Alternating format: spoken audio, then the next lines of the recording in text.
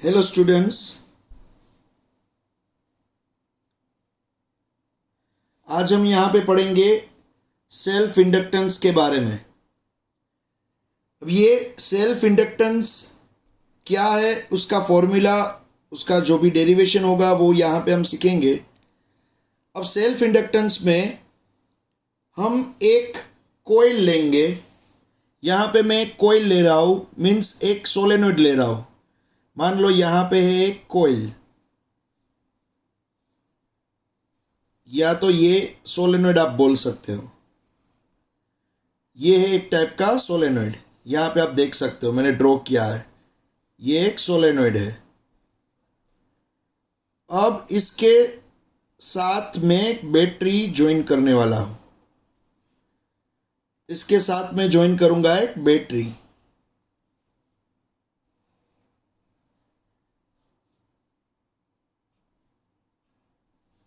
ये मैंने एक बैटरी ज्वाइन की है। ये है स्विच। ये आप देख सकते हो यहाँ पे, ये एक यहाँ पे कंडक्टिंग वायर है जिसको आप सोलेनोइड बोल सकते हो या तो कॉइल बोलो। और यहाँ मैंने एक बैटरी ज्वाइन की है। यहाँ पे उसका ये जो बैटरी है उसका ईएमएफ ई होगा और यहाँ पे एक स्विच है। अब क्या होगा बच्चों, जैसे ही आप ये स्विच को ऑन करोगे, अभी ये ऑफ है, देखो अभी करंट फ्लो नहीं हो रहा है। जैसे ही स्विच को ऑन करोगे तो करंट फ्लो होना स्टार्ट हो जाएगा। करंट जैसे ही फ्लो होना स्टार्ट हो जाएगा तो यहाँ पे ये जो सोलेनोइड दिख रहा है उसके अंदर करंट फ्लो होगा, उसके अंदर करंट फ्लो होगा। तो जैसे ही स्विच को ऑन किया जाएगा, ये स्विच को जैसे ही आप ऑन करोगे करंट फ्लो होना स्टार्ट हो जाएगा। करंट इस तरह से फ्लो होना स्टार्ट हो जाएगा। और करंट जैसे ही फ्लो होना स्टार्ट होगा वैसे स्लोली स्लोली यहाँ पे ये जो सोलेनोइड दिख रहा है उसके अंदर जैसे ही करंट फ्लो होता है वैसे ही इसके अंदर करंट फ्लो होने की वजह से मैग्नेटिक फील्ड क्रिएट होता है। तो इस तरह से मैग्नेटिक फील्ड क्रिएट होगा, इस तरह से ये मैग्नेटिक फील्ड क्रिएट हुआ। देखो ये है मान लो नॉर्थ, ये है साउथ, तो ये मैग्नेटिक फील्ड क्रिएट हुआ। तो होगा क्या बच्चों, यहाँ पे जैसे आपने स्विच बंद की तो करंट फ्लो हुआ सोलेनोइड में करंट, ये करंट सोलेनोइड के अंदर गया और सोलेनोइड के अंदर करंट गया तो यहाँ पे इस तरह से स्लोली मैग्नेटिक फील्ड क्रिएट होना इस तरह से स्टार्ट हो जाता है और मैग्नेटिक फील्ड क्रिएट हो जाता है। जैसे ही यहाँ पे मैग्नेटिक फील्ड क्रिएट हुआ, ये मैग्नेटिक फील्ड क्रिएट हुआ है ये सोलेनोइड के अंदर। ये जो मैग्नेटिक फील्ड है ये सोलेनोइड का खुद का मैग्नेटिक फील्ड है। ये सोलेनोइड का अपना खुद का मैग्नेटिक फील्ड है। तो ये सोलेनोइड के साथ अपना खुद का मैग्नेटिक फील्ड कनेक्ट है, किसी दूसरे का मैग्नेटिक फील्ड नहीं है, इसका अपना खुद का मैग्नेटिक फील्ड है। तो होगा क्या, देखो जैसे ही आपने स्विच ऑन की करंट यहाँ पे आने लगा। यहाँ पे आप इंस्टेंटेनियस सिचुएशन सोचोगे तो इंस्टेंटेनियस सिचुएशन में क्या होगा, जैसे ही आप स्विच ऑन करोगे तो करंट बढ़ने लगेगा। मीन्स यहाँ पहले 0 करंट था, फिर 0.1 एम्पियर, 0.2 एम्पियर, 0.3 एम्पियर, मान लो यहाँ मैक्सिमम 1 एम्पियर आएगा। तो जैसे ही आप स्विच ऑन करोगे तो स्लोली करंट 0 से 1 एम्पियर तक यहाँ पे बहने लगेगा। उसी तरह से स्लोली ये जो मैग्नेटिक फील्ड है वो भी बढ़ने लगेगा। तो होगा क्या, ये है सोलेनोइड में जैसे ही स्विच ऑन की 0 एम्पियर से 1 एम्पियर तक मैक्सिमम करंट मान लो 1 एम्पियर तक पास होगा। लेकिन होता क्या है बच्चों, स्विच ऑन करने पे डायरेक्ट 1 एम्पियर फ्लो नहीं होगा। जैसे ही स्विच ऑन करोगे तो 0 एम्पियर से 1 एम्पियर तक होने में थोड़ा मीन्स माइक्रो सेकेंड का, नैनो सेकेंड का कुछ टाइम लगेगा। समझ में आ रहा है? तो जैसे ही स्विच आपने ऑन की तो 0 एम्पियर से 1 एम्पियर तक वो कैसे बढ़ेगा? तो 0 एम्पियर से होगा 0.1 एम्पियर, 0.2 एम्पियर, 0.3 एम्पियर, इस तरह से जाते हुए 1 एम्पियर होगा। तो यहाँ पे क्या होगा, जैसे ही आपने स्विच ऑन की तो करंट 0 एम्पियर से 1 एम्पियर, 0 एम्पियर से 1 एम्पियर होगा। तो उसमें थोड़ा माइक्रो सेकेंड जितना टाइम लगेगा। तो जैसे ही आप ये स्विच को ऑन करते हो तो यहाँ पे करंट इसके अंदर इंक्रीजिंग मोड में मीन्स बढ़ना स्टार्ट कर देता है। उसके साथ साथ यहाँ पे मैग्नेटिक फील्ड भी बढ़ना स्टार्ट कर देगा। तो होगा क्या बच्चों, यहाँ पे मैग्नेटिक फील्ड बढ़ना स्टार्ट कर देगा। जैसे जैसे करंट 0 एम्पियर से 1 एम्पियर बढ़ेगा वैसे वैसे यहाँ मैग्नेटिक फील्ड बढ़ता जाएगा। तो यहाँ पे आपको एक, ये देखो, एक 1 टर्न, ये दूसरा, ये थर्ड, ये फोर्थ, ये फिफ्थ, ये सिक्स्थ। तो यहाँ पे जो एक टर्न है 1 टर्न, उसके साथ जो फ्लक्स कनेक्टेड है, उसके साथ जो फ्लक्स कनेक्टेड है उसको मैं बोलूँगा 5B मैग्नेटिक फ्लक्स। एक टन के साथ जो कनेक्टेड है उसको मैं बोलूँगा 5B। लेकिन इस तरह के तो n टर्न्स है, 1 2 3, इस तरह से n टर्न्स है। तो टोटल फ्लक्स इसके साथ जो कनेक्टेड हुआ उसको मैं बोलूँगा n इंटू 5B। क्योंकि 5B क्या है बच्चों, एक टन के साथ कनेक्टेड फ्लक्स, और n क्या है, टोटल नंबर ऑफ टन्स। तो यहाँ पे n into 5B means total flux. ये क्या हुआ, ये हुआ टोटल फ्लक्स। अब ये जो टोटल फ्लक्स होता है वो ऑलवेज करंट के प्रोपोर्शनल में होता है। अगर करंट ज़्यादा होगा तो टोटल फ्लक्स भी ज़्यादा होगा। करंट अगर कम होगा तो टोटल फ्लक्स भी कम होगा। तो जितना करंट बढ़ेगा उतना टोटल फ्लक्स भी बढ़ेगा। तो होगा क्या बच्चों, यहाँ पे ये टोटल फ्लक्स प्रोपोर्शनल टू क्या होता है, करंट। तो यहाँ पे प्रोपोर्शनल की साइन निकलेगी तो एक कांस्टेंट आएगा जिसको हम बोलेंगे L।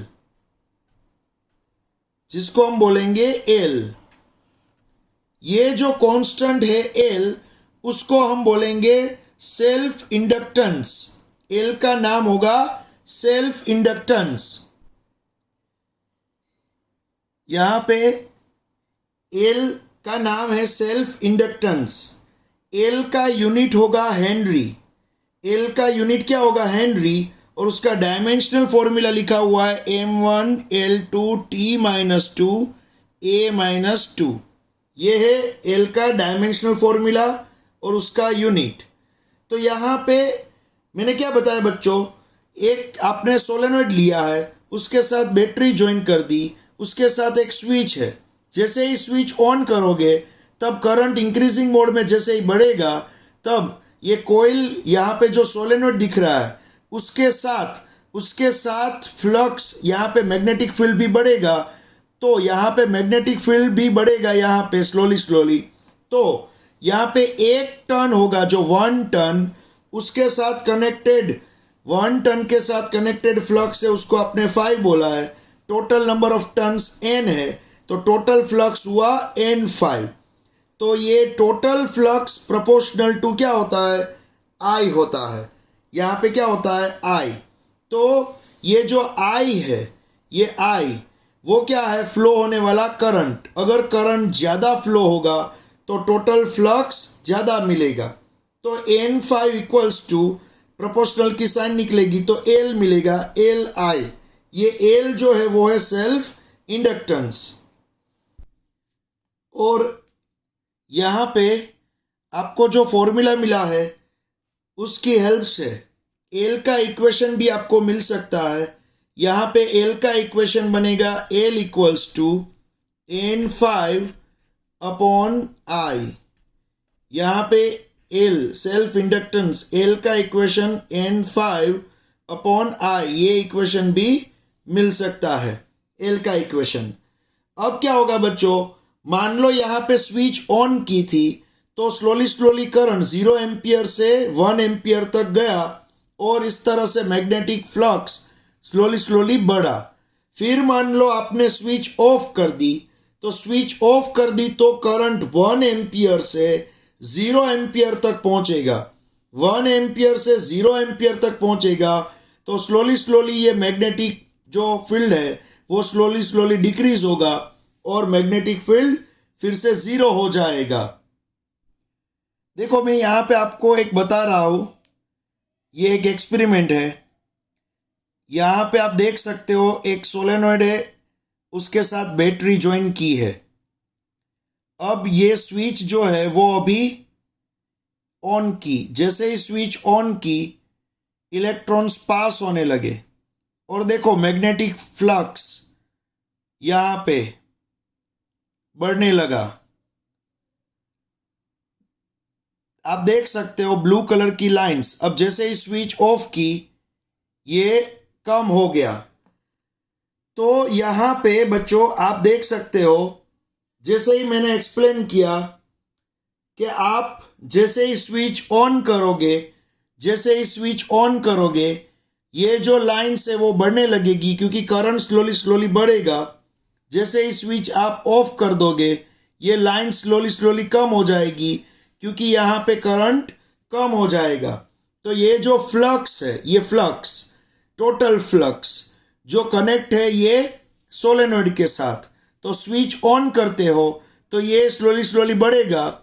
स्विच ऑफ करो दे तो ये जैसे ही स्विच ऑफ करोगे तो ये स्लोली कम होके 0 हो जाएगा। तो यहाँ पे आप देख सकते हो टोटल फ्लक्स प्रोपोर्शनल टू क्या है, करंट। क्योंकि स्विच ऑन करने पे करंट 0 एम्पियर से 1 एम्पियर होगा तो उसमें माइक्रोसेकंड का कुछ टाइम लगेगा 0 से 1 एम्पियर होने में।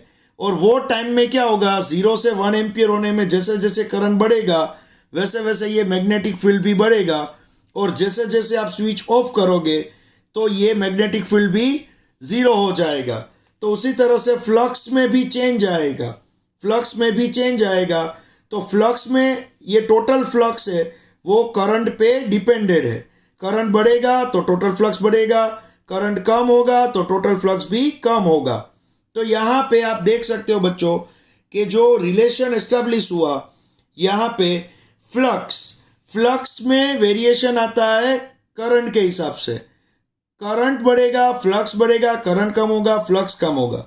अब क्या होगा बच्चों, देखो अब अगर आप यहाँ पे स्विच चालू बंद करोगे, अगर आप यहाँ पे स्विच चालू बंद करोगे तो क्या होगा, सोचो आप थोड़ा। अगर आप यहाँ पे स्विच चालू किए, आपने स्विच बंद कर दी, ऑन ऑफ किया आपने, तो स्विच को चालू बंद करने से फ्लक्स में चेंज आएगा। फ्लक्स में चेंज आएगा विथ रिस्पेक्ट टू टाइम। समझ में आ रहा है? जैसे ही आप स्विच को चालू बंद ऑन ऑफ करोगे तो फ्लक्स में चेंज आएगा। और यहाँ पे जो टोटल फ्लक्स है वो तो क्या है, एन डेल्टा फाई। यहाँ पे टोटल फ्लक्स में चेंज आएगा। समझ में आ रहा है? एन टर्न से, एन आपको मल्टीप्लाई करना होगा, जितने टर्न से वो मल्टीप्लाई करना होगा।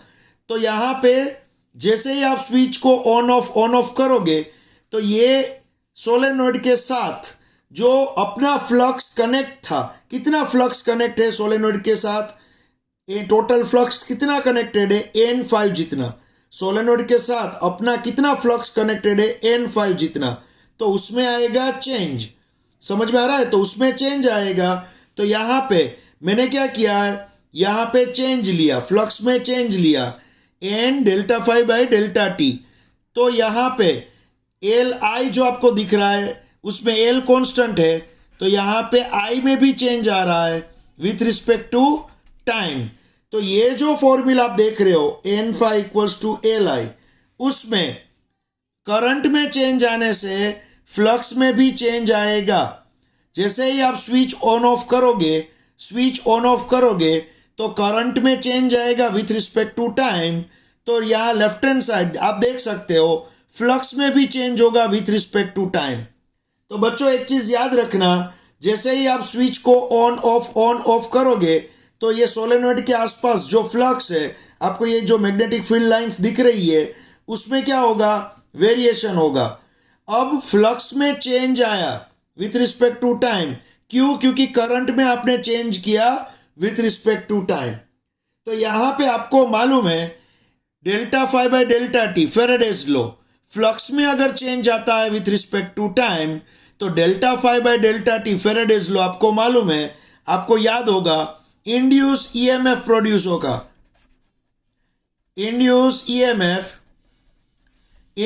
EMF equals to minus N delta phi by delta T, ये आपको याद ही है। फ्लक्स में चेंज आएगा विथ रिस्पेक्ट टू टाइम तो क्या प्रोड्यूस होता है, इंड्यूस ईएमएफ। तो यहां पे N delta phi by delta T तो क्या है, ये इक्वेशन है। तो यहां पे आप ये भी लिख सकते हो माइनस एल डेल्टा आई अपॉन डेल्टा टी। तो इंड्यूस ईएमएफ का जो आपको फॉर्मूला मिल रहा है वो क्या मिल रहा है, minus N delta phi by delta T, या तो आप लिख सकते हो minus L delta I by delta T. तो यहाँ पे अगर लिमिट लोगे आप डेल्टा टी टेंड्स टू 0 की लिमिट लोगे तो आपको इंड्यूस ईएमएफ का फॉर्मूला मिलेगा minus N D five by D T, और दूसरा ये साइड यहाँ पे जो फॉर्मूला मिलेगा वो होगा minus L D I by D T. ये जो इंड्यूस ईएमएफ का फॉर्मूला मिला, ये जो इंड्यूस ईएमएफ का आपको फॉर्मूला मिला, ये इंड्यूस ईएमएफ कहाँ प्रोड्यूस होता है, ये जो इंड्यूस ईएमएफ है वो सोलेनॉइड के अपने अंदर ही प्रोड्यूस होता है। ये जो इंड्यूस ईएमएफ है वो खुद सोलेनॉइड के अंदर ही प्रोड्यूस होता है। देखो यहाँ पे जो बैटरी का ईएमएफ है बच्चों, वो बैटरी का ईएमएफ, ये प्लस ये माइनस, यहाँ बैटरी का ईएमएफ ई है, और प्लस टू माइनस ये डायरेक्शन हुई। लेकिन एक चीज याद रखना, ये जो इंड्यूस ईएमएफ प्रोड्यूस होता है जिसका दूसरा नाम है बैक ईएमएफ, दूसरा नाम क्या है, back EMF. Back EMF, induce EMF को, इंड्यूस ईएमएफ का दूसरा नाम है बैक ईएमएफ। तो ये जो बैक ईएमएफ की डायरेक्शन होती है वो बैटरी के ईएमएफ से अपोजिट होती है। तो बैटरी का ईएमएफ कौन सी डायरेक्शन में होगा, पॉजिटिव टू नेगेटिव। लेकिन ये जो बैक ईएमएफ होता है, बैक ईएमएफ, वो होता है बैटरी के नेगेटिव टू पॉजिटिव पे। समझ में आ रहा है? तो होगा क्या, यहाँ बैटरी का ईएमएफ, बैटरी का खुद का ईएमएफ पॉजिटिव टू नेगेटिव होगा, लेकिन ये जो बैक ईएमएफ मिलेगा वो होगा negative to positive, opposite direction में। तो ये बैक ईएमएफ क्यों मिला, हमारा क्वेश्चन है बैक ईएमएफ क्यों मिला और ये कब मिलता है। तो देखो बच्चों, फिर से मैं बताऊं, ये स्विच अगर आपने ऑन करके एक बार रख दी और करंट कांस्टेंट फ्लो हो रहा है, करंट कांस्टेंट फ्लो हो रहा है, तो सोलेनॉइड के साथ जो फ्लक्स कनेक्टेड है उसमें कुछ चेंज नहीं आएगा, इतना फ्लक्स कनेक्ट हो जाएगा। सोलेनॉइड के साथ इतना फ्लक्स कनेक्ट हो जाएगा। करंट अगर कॉन्स्टेंटली फ्लो हो रहा है, मान लो 1 एम्पियर करंट फ्लो हो रहा है, तो 1 एम्पियर करंट कॉन्स्टेंटली फ्लो हो रहा है, तो इतना फ्लक्स एल आई, जितना total flux equals to L I, इतना फ्लक्स सोलेनॉइड अपने खुद के साथ कनेक्ट हो जाएगा। लेकिन आपने क्या किया, यहाँ पे स्विच ऑन की ऑफ की, ऑन की ऑफ की, स्विच कांस्टेंट ऑन ऑफ करने से, स्विच कांस्टेंट ऑन ऑफ करने से ये सोलेनॉइड का अपना जो फ्लक्स था, total flux equals to L I, उसमें चेंज आया। स्विच ऑन ऑफ करने से यहाँ पे लाइन स्लोली बढ़ी, फिर कम हुई, फिर बढ़ी, फिर कम हुई। तो स्विच को ऑन ऑफ करने से ये सोलेनॉइड का अपना खुद का जो फ्लक्स था, अपना खुद का flux N5 equals to L I जितना, वो अपने खुद के फ्लक्स में चेंज आया। कितना चेंज आया, N delta phi by delta T equals to L delta I by delta T, इतना चेंज आया। अब ये चेंज आने की वजह से फेरेडे ने क्या बताया था बच्चों, फेरेडे ने बताया था अगर फ्लक्स में चेंज आता है अगर फ्लक्स में चेंज आता है तो इंड्यूस ईएमएफ प्रोड्यूस होता है। तो फ्लक्स में चेंज आया स्विच ऑन ऑफ करने की वजह से। अगर आपने स्विच ऑन ही रखी होती तो कांस्टेंट करंट फ्लो होता और फ्लक्स में कुछ चेंज ना मिलता। लेकिन स्विच ऑन की ऑफ की ऑन की ऑफ की तो होगा क्या, ये सोलेनॉइड के अपने खुद के फ्लक्स के अंदर चेंज आएगा और अपना खुद का फ्लक्स अगर चेंज होगा तो अपने खुद के अंदर ही इंड्यूस ईएमएफ क्रिएट होगा। तो उसको हम बोलेंगे सेल्फ इंडक्टेंस। खुद ने खुद के अंदर ही, सोलेनॉइड ने अपने अंदर ही क्या प्रोड्यूस किया, इंड्यूस ईएमएफ। समझ में आ रहा है? तो सेल्फ इंडक्टेंस वर्ड देखो बच्चों, यहां पे क्या वर्ड लिखा है, सेल्फ इंडक्टेंस। तो ये सोलेनॉइड देखो, यहां बाहर किसी की इफेक्ट नहीं है, बाहर से मैंने कोई मैग्नेट नहीं लाया या बाहर से कोई दूसरा सोलेनॉइड नहीं है, बाहर से किसी की भी इफेक्ट इस पे नहीं लगी है। ये सोलेनॉइड का अपना खुद का ही क्या था, फ्लक्स था और अपने खुद के फ्लक्स में ही क्या हुआ, चेंज। और अपने खुद के फ्लक्स में ही चेंज होने की वजह से इसके अंदर ही क्या प्रोड्यूस हुआ, इंड्यूस ईएमएफ। इसलिए इसको आप बोलोगे सेल्फ इंडक्टेंस। समझ में आ रहा है? तो सेल्फ इंडक्टेंस में क्या होता है, खुद के फ्लक्स में ही चेंज आने की वजह से अपने अंदर ही एक इंड्यूस ईएमएफ क्रिएट होता है और वो होगा इंड्यूस ईएमएफ का formula -n delta phi by delta T equals to -L di by delta I by delta T. अब इसको लिमिट अप्लाई करोगे जैसे ही तो आपको मिलेगा induce EMF equals to -n D phi by D T equals to -L di by D T. जो induce EMF produce होगा उसका दूसरा नाम बैक ईएमएफ भी है और उसकी डायरेक्शन, बैक ईएमएफ की डायरेक्शन ये जो बैटरी का ईएमएफ होता है उसकी डायरेक्शन से अपोजिट होती है। तो आप तुरंत ही बोलोगे कि सर तो ये बैटरी का ईएमएफ मान लो जा रहा है ये साइड, बैटरी का ईएमएफ ये साइड जा रहा है तो बैक ईएमएफ ये साइड मिलेगा। ये जो बैक ईएमएफ है, बैक ईएमएफ वो अपोजिट साइड मिलेगा। तो वो तो अपोज करेगा ना, यस ये अपोज करेगा। बैटरी का ईएमएफ ये साइड होगा और बैक ईएमएफ इसका अपोज करेगा। तो बच्चों आपने आगे लेंज लॉ सीख लिया है, आपने आगे लेंज लॉ सीख लिया है कि जिसकी वजह से इंड्यूस ईएमएफ प्रोड्यूस होता है, जिसकी वजह से इंड्यूस ईएमएफ प्रोड्यूस होता है उसका ही अपोज करे, उस तरह से आपको यहाँ पे बैक ईएमएफ मिलेगा। तो आपने स्विच ऑन की ऑफ की, तो यहाँ पे जो जिसकी वजह से इंड्यूस ईएमएफ क्रिएट होगा तो यहाँ पे स्विच ऑन ऑफ होने की वजह से यहाँ पे क्या प्रोड्यूस होगा, बैक ईएमएफ, उसका ही अपोज करेगा। समझ में आ रहा है? उसका ही अपोज करेगा, इसलिए तो हम यहाँ माइनस साइन लिखते हैं। लेंज लॉ आपको मालूम है। तो देखो यहाँ पे मैं आपको बताऊं, it is the property of a coil by virtue of which the coil oppose any change in the strength of current flowing through it by inducting an EMF in itself. This induced EMF is also called back EMF. समझ में आ रहा है? तो यहाँ पे जिसकी वजह से यहाँ पे करंट इंक्रीज और डिक्रीज होने की वजह से यहाँ पे स्विच ऑन की, स्लोली करंट इंक्रीज हुआ, स्विच ऑफ की फिर डिक्रीज हुआ। तो जिसकी वजह से स्विच ऑन ऑफ करने की वजह से इसके फ्लक्स में क्या हुआ, वेरिएशन, फ्लक्स में चेंज हुआ और फ्लक्स में चेंज होने की वजह से क्या प्रोड्यूस हुआ, बैक ईएमएफ। तो याद रखना बच्चों, ये जो बैक ईएमएफ प्रोड्यूस हुआ वो करंट का इंक्रीज डिक्रीज होने की वजह से हुआ, उसका ही ये क्या करेगा, अपोज करेगा। When the current in a coil is switched on the oppose the growth of the current and when the current is switch off the self inductance oppose the decay of the current. तो यहाँ पे क्या होगा, switch on करने पे current बढ़ेगा, 0 ampere से 1 ampere हुआ मान लो, करंट बढ़ेगा तो उसका बैक ईएमएफ क्या करेगा, अपोज करेगा। और जैसे ही स्विच ऑफ करोगे तो करंट 1 एम्पियर से 0 एम्पियर होगा तो बैक ईएमएफ उसका भी अपोज करेगा। The self inductance oppose the decay of the current. So self inductance is also called the inertia of electricity. याद रखना, इनर्शिया क्या करता है, इनर्शिया ऑफ इलेक्ट्रिसिटी, यहाँ पे एक वर्ड यूज किया मैंने, देखो ये सेल्फ इंडक्टेंस क्या है, उसको जो सिचुएशन है उसमें ही रहने का पसंद है, वो चेंज जब आएगा तब तब क्या होगा, उसका अपोज करेगा। यहाँ पे क्या होगा, देखो यहाँ पे स्विच ऑन कर दी, मान लो स्विच ऑन कर दी, कंटिन्यू करंट फ्लो हो रहा है, तो बैक ईएमएफ प्रोड्यूस नहीं होगा, क्योंकि कंटिन्यू करंट फ्लो हो रहा है तो फ्लक्स भी कांस्टेंट होगा, फ्लक्स कांस्टेंट होगा तो उसमें कुछ वेरिएशन नहीं आएगा, तो बैक ईएमएफ प्रोड्यूस नहीं होगा।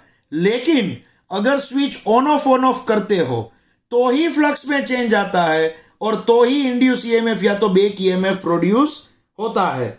तो ये सोलेनॉइड के खुद के अंदर अपना फ्लक्स, खुद के अंदर ही अपना फ्लक्स चेंज होने की वजह से अब खुद के अंदर ही बैक ईएमएफ इंड्यूस ईएमएफ मिला, इसलिए इसको हम बोलेंगे सेल्फ इंडक्टेंस।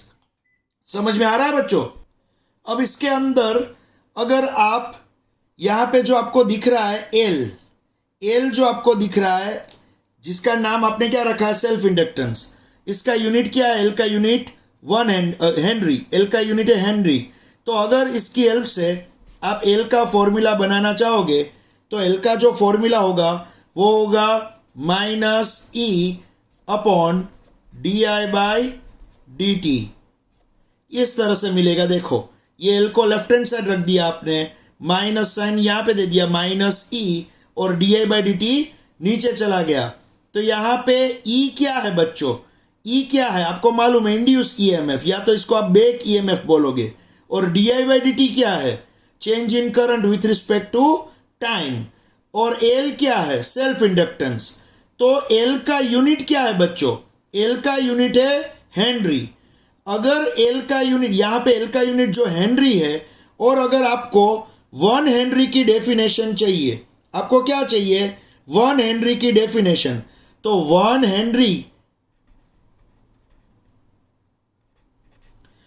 हेनरी की डेफिनेशन अगर चाहिए तो आप क्या करोगे, तो राइट हैंड साइड ये जो E है बैक ईएमएफ, उसको भी मैं क्या बोल दूंगा, 1 बोल दूंगा, 1 वोल्ट।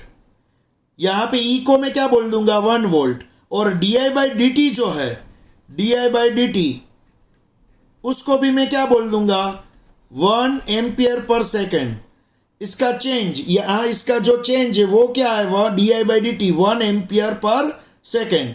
अगर बैक ईएमएफ 1 वोल्ट होता है और करंट में change with respect to time वो 1 एम्पियर पर सेकेंड होता है, तो यहाँ ऊपर भी 1 नीचे भी 1, तो एल का यूनिट मिल जाएगा 1 हेनरी। तो कोई आपको पूछे 1 हेनरी की डेफिनेशन बताओ, तो यहाँ पे the self inductance of a coil is 1 Henry when an induced EMF of 1 volt is set up in the coil due to a current changing at the rate of 1 ampere per second in the coil। समझ में आ रहा है, 1 Henry की definition हुई है। 1 Henry कब मिलेगा, ये L1 कब मिलेगा, जब यहाँ पे इंड्यूस ईएमएफ या तो बैक ईएमएफ 1 वोल्ट हो और di/dt भी 1 हो, तो 1/1, तो L मिल जाएगा आपको 1 हेनरी। देखो बच्चों, तो यहाँ पे मैंने आपको सेल्फ इंडक्टेंस के बारे में सिखा दिया। सेल्फ इंडक्टेंस में देखो, सेल्फ इंडक्टेंस में अगर कोई कॉइल ले लो या तो कोई सोलेनॉइड या तो मीन्स कुछ भी आप ले लोगे इस तरह का, जिसके अंदर अपने खुद के फ्लक्स में ही चेंज होने की वजह से, खुद के फ्लक्स में ही चेंज होने की वजह से खुद के अपने अंदर ही इंड्यूस ईएमएफ क्रिएट होगा।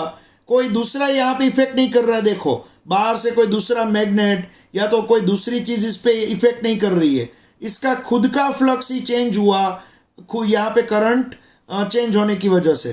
तो खुद के अंदर ही अगर प्रोड्यूस होगा उसको आप बोलोगे self inductance, self induce EMF यहाँ पे।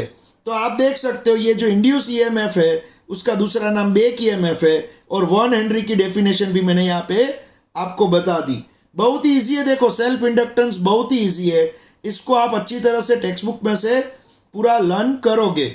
और यहाँ पे मान लो यहाँ पे जो एक कोयल है, मान लो दो कोयल होती, दो कोयल, तो कोयल अगर सीरीज में है या तो पैरेलल है, मान लो दो कोयल होती, एक कोयल इस तरह से और दूसरी कोयल इस तरह से, फिर यहाँ पे बैटरी ज्वाइन होती, यहाँ पे अगर इस तरह से बाद में बैटरी ज्वाइन होती और आप स्विच को ऑन ऑफ करते, स्विच को ऑन ऑफ करते, इसका सेल्फ इंडक्टेंस L1 है, इसका सेल्फ इंडक्टेंस मान लो L2 है, तो बाद में अगर आप ये एक्सपेरिमेंट करते तो ये दोनों का टोटल जो इंडक्टेंस मिलता वो होता है L equals to L1 plus L2।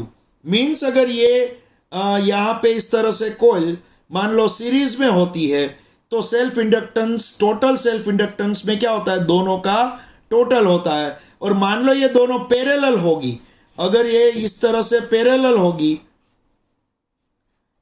इस तरह से पैरेलल होगी, ये पैरेलल हुआ, देखो ये इसका L1 है सेल्फ इंडक्टेंस, इसका L2 है, अगर ये पैरेलल होगी तो इसका रिजल्टेंट सेल्फ इंडक्टेंस होगा 1/L1 प्लस 1/L2, इस तरह से। समझ में आ रहा है बच्चों? तो यहाँ पे सेल्फ इंडक्टेंस की मैंने कंप्लीट बात कर दी आपको। यहाँ पे सीरीज में हुआ तो क्या, पैरेलल हुआ तो यहाँ पे क्या होगा, उसके बारे में मैंने आपको कंप्लीट बता दिया। अब बच्चों मान लो सेल्फ इंडक्टेंस, आपको सेल्फ इंडक्टेंस कोई लॉन्ग सोलेनॉइड का पूछ लिया है, एल का formula, self inductance means L, constant L आपको मालूम है, वो आपको सेल्फ इंडक्टेंस कोई लॉन्ग सोलेनॉइड का पूछ लिया है, तो आपको मालूम है लॉन्ग मीन्स बहुत ही इन्फाइनाइट लेंथ वाला लॉन्ग सोलेनॉइड, आपको मालूम है बहुत ही लॉन्ग इन्फाइनाइट लेंथ वाला जो लॉन्ग सोलेनॉइड होता है उसमें मैग्नेटिक फील्ड बी जो होता है, लॉन्ग सोलेनॉइड का इन्फाइनाइट लेंथ वाला सोलेनॉइड, उसका मैग्नेटिक फील्ड बी जो होता है वो होता है μ0 स्मॉल n I, ये होता है मैग्नेटिक फील्ड इसका। अब यहाँ पे स्मॉल n क्या होता है वो भी आपको मालूम है, small n means total number of turns divide by, आप लिखोगे यहाँ पे length into I। Small n का मीनिंग होता है number of turns per unit length, small n क्या होता है, number of turns per unit length, एक मीटर में या तो यूनिट लेंथ में आने वाले टर्न्स की स्ट्रेंथ, कितने टर्न्स होते हैं, मान लो एक मीटर में 1000 टर्न्स है, तो समझ में आ रहा है इस तरह से। तो ये स्मॉल n क्या होता है, पर मीटर पर यूनिट लेंथ में आने वाले नंबर ऑफ टर्न्स, तो μ0 NI ये सोलेनॉइड का मैग्नेटिक फील्ड का इक्वेशन है। अब फ्लक्स की बात करेंगे, अब हम फ्लक्स की बात करेंगे। फ्लक्स का फॉर्मूला क्या होता है बच्चों, आपको मालूम है फ्लक्स का फॉर्मूला होता है B इंटू ए, बी ए, फ्लक्स का फॉर्मूला होता है BA। तो यहाँ पे B आपके पास है, B आपके पास है μ0 N/L I, और ये है area, cross section area A। तो आपने यहाँ पे B की वैल्यू रख दी है, देखो तो फ्लक्स का फॉर्मूला आपको मिल गया, लेकिन इसके अंदर total number of turns N है, तो total flux N phi equals to क्या होगा, मैं यहां भी N के साथ मल्टीप्लाई करूंगा, तो N μ0 N/L I A।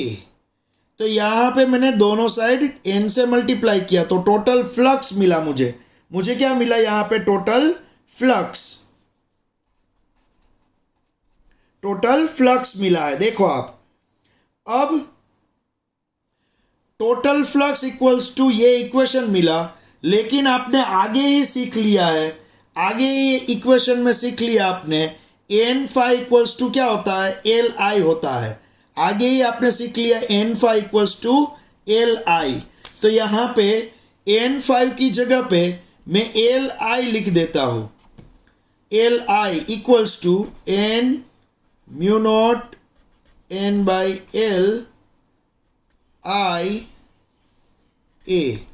तो यहाँ पे दोनों साइड I कट हो जाएगा, तो आपको L का एक फॉर्मूला मिलेगा, L का फॉर्मूला आपको मिलेगा μ0, ये N और ये N मीन्स N² A/L, ये आपको फॉर्मूला मिलेगा सेल्फ इंडक्टेंस का। Self inductance of long solenoid. अगर कोई लॉन्ग सोलेनोइड दिया हुआ है, या तो एग्जाम में कोई क्वेश्चन के अंदर वर्ड यूज किया फॉर लॉन्ग सोलेनोइड, तो लॉन्ग सोलेनोइड वर्ड यूज किया और आपको पूछ लिया है सेल्फ इंडक्टेंस, तो सेल्फ इंडक्टेंस में आपको वो क्या देंगे, आपको वो देंगे यहाँ पे उसका cross section area, total number of turns और उसकी कुछ लेंथ, यहाँ पे आपको इस तरह से वो दे देंगे। समझ में आ रहा है? तो ये एक चीज़ याद रखना बच्चों, यहाँ पे ये जो फॉर्मूला मिला, ये मिला आपको self inductance of long solenoid का फॉर्मूला मिला है। तो स्टूडेंट्स यहाँ पे सेल्फ इंडक्टेंस एल का फॉर्मूला आपको मिल गया है। सेल्फ इंडक्टेंस एल का फॉर्मूला लॉन्ग सोलेनोइड के लिए। अब सेल्फ इंडक्टेंस के अंदर ही हम यहाँ पे हम इंडक्टर मीन्स यहाँ पे जो आप देख रहे थे कब से,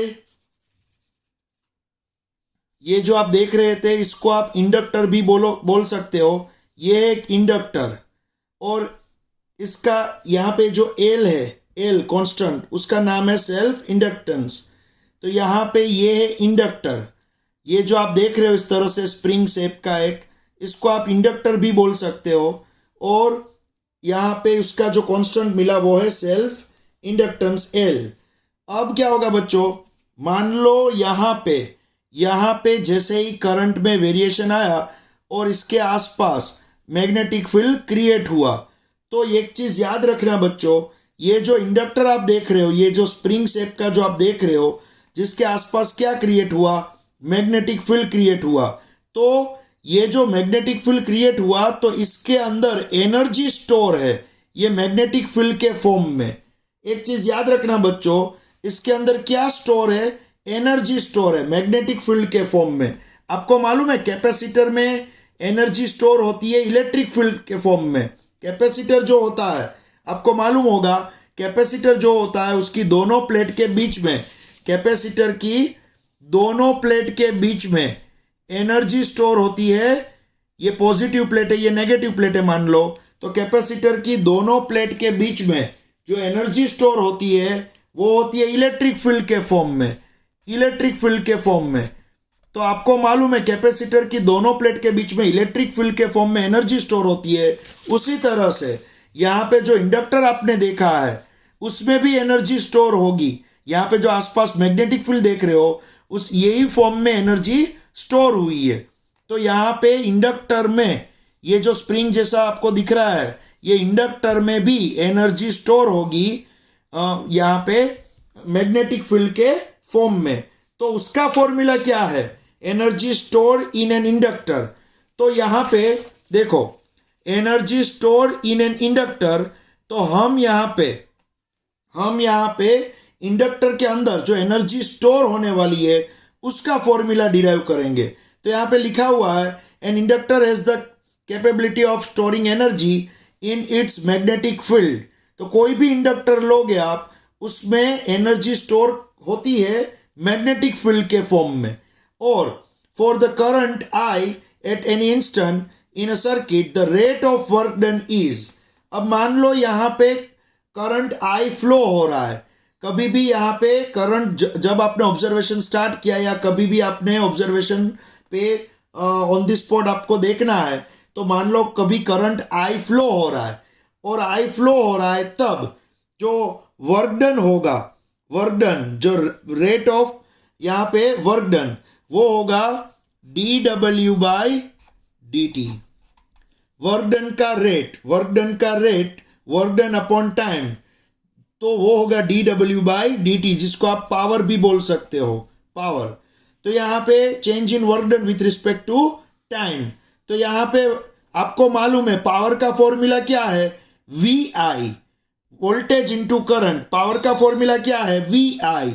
तो यहाँ पे मैं V की जगह पे E लिख रहा हूँ, इंड्यूस EMF, और I लिख रहा हूँ, EI। तो यहाँ पे इंड्यूस EMF इनटू I।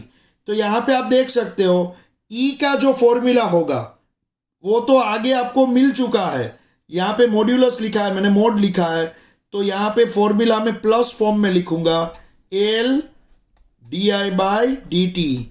ये ई का फॉर्मूला मैंने प्लस फॉर्म में लिखा है और यहाँ पे होगा ये आई। तो D W by D T उसका फॉर्मूला मिला आपको L D I by D T into I, ये मिला।